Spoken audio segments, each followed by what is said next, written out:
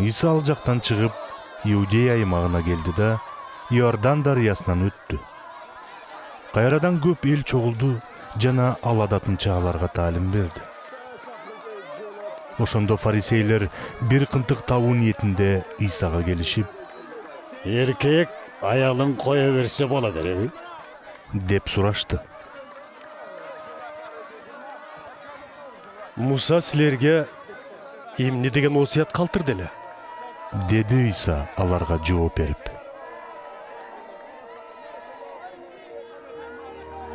Муса ажырашуу катын жазып берип, аялын кое бергенге уруксаат кылган. Дешти алар. Ошондо Иса аларга: Бул осуятты ал силерге тоң моюндууңардан улам жазган. Бирок Кудай башында адамдарды аял эркек кылып жараткан.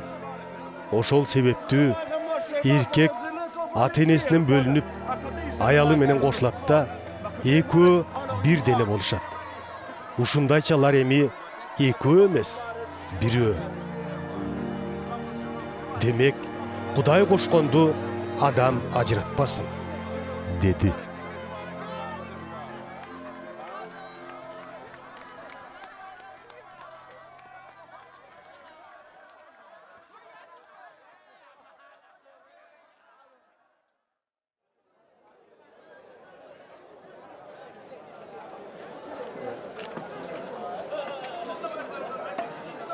Үйгө киришкенде шакирттери Исадан бул тууралуу кайра сурашты.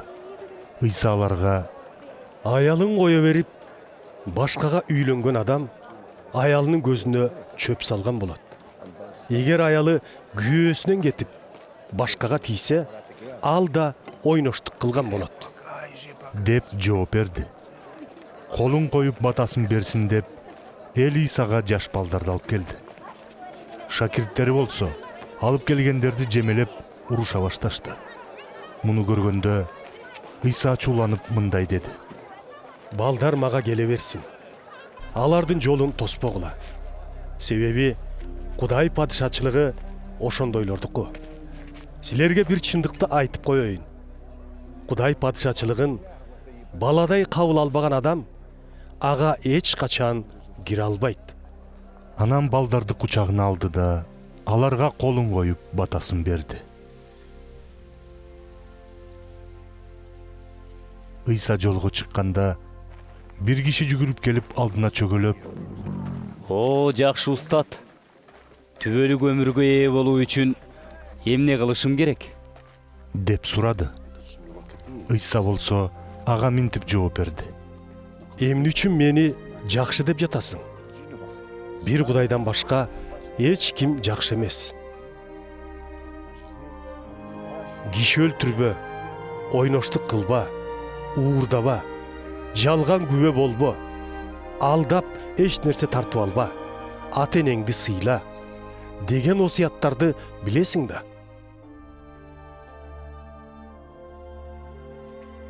Устат, деди ал. мунун баарын жаштайман сактап келатам. Иса ага карап туруп, мээрим менен: Сага дагы бир нерсе жетпейт. Бар да колуңдагы дүнүйөңдүн баарын сатып, түшкөн акчаны бей бечараларга таратып бер. Ошондо байлыгың көктө болот. Анан кел да мени ээрчи, деди. Муну укканда жанагы киши кабага бүркөлүп, кайгыга баткан бойдон жолуна түштү. Анткени ал абдан бай эле. Иса айланасын кыдырата карап, шакирттерине: байлардын Кудай падышачылыгына кириши кандай кыйын, деди. Анын айткандарына шакирттери таң калышты. Иса болсо сөзүн улантты: балдарым, Кудай падышачылыгына кирүү кандай кыйын. Бай адамдын Кудай падышачылыгына киргенден көрө төөнүн ийне көзүнөн өтүшү оңой. Шакирттери андан бетер таң калышып, өз ара: Анда түбөлүк өмүргө ким ээ боло алат? дешти. Иса аларга карап: Адамдын колунан келбегени менен Кудайдын колунан келет. Кудай баарын жасай алат, деди.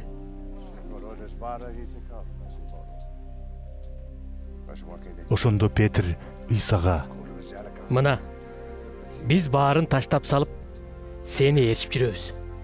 деди. силерге бир чындыкты айтып коеюн. Деди Иса аларга.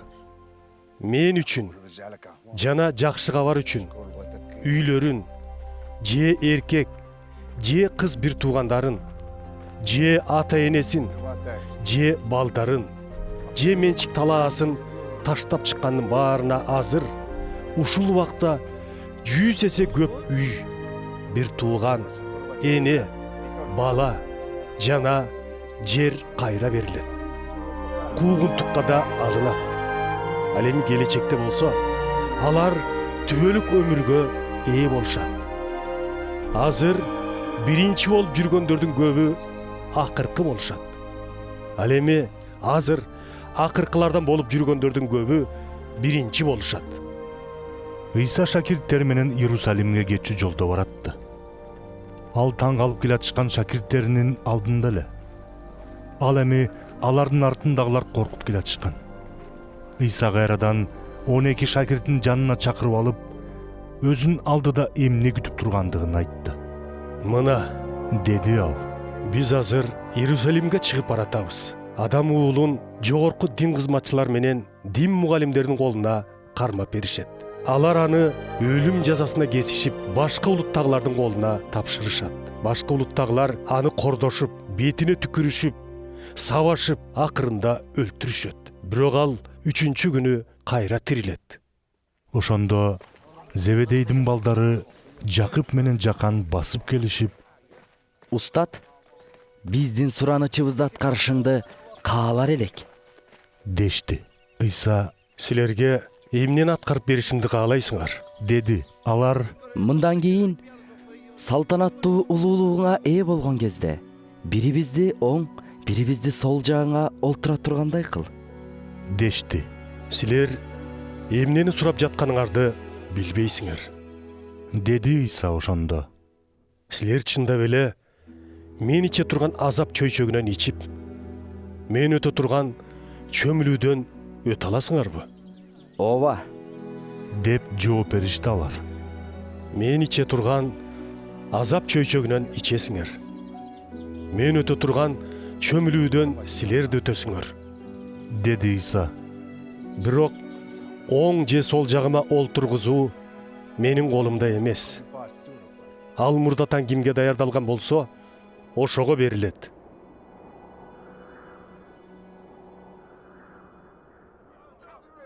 Буларды укканда Жакып менен Жаканга калган 10 шакирттин кыжыры кайнады. Ошондо Иса шакирттерин чакырып алып мындай деди: Бу дүйнөдөгү элдердин өкүмдарлары өз элине үстөмдүк кылып, төрөлөрү күч менен бийлик жүргүзөрүн билесиңер. Бирок силерде мындай болбосун.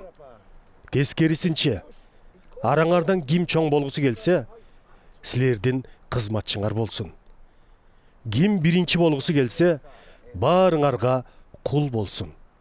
Анткени адам уулу бирөөлөрдү өзүнө кызмат кылдырыш үчүн эмес, бирөөлөргө өзү кызмат кылып, өз жанын көп адамдардын күнөөсү үчүн кун катары берүүгө келген. Анан Иерихонго келишти. Иса шакирттери менен көптөгөн элдин коштоосунда Иерихондон чыгып баратканда, Тимейдин уулу сокур Бартимей жол боюнда кайыр сурап олтурган эле. Өтүп бараткандын Назареттик Иса экенин кулагы чалып калып: О, дөөттүн уулу Иса, мага ырайым кыла көр, деп кыйкыра баштады. Көп адамдар ага унчукпа деп тыюу салышты. Бартимей болсо ого бетер үнүн бийик чыгарып: О, дөөттүн уулу, мага ырайым кыла көр, деп кыйкырды.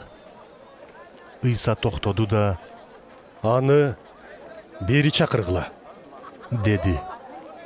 Алар сокурду чакырышып: Коркпо, тур, сени чакырып жатат, дешти. Бартимей чапанын силкип таштап, ордунан ыргып тура калды да Исага келди. Иса: Сага эмне кылышымды каалайсың? Dedi. Устатым, Dedi Sokur. көзüm açılsa eкен.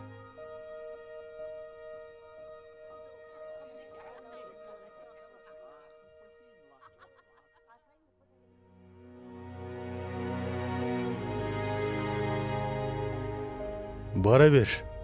Dedi İsa. Ишенимиң сени айыктырды. Ошол замат Сокурдун көзү көрүп калды.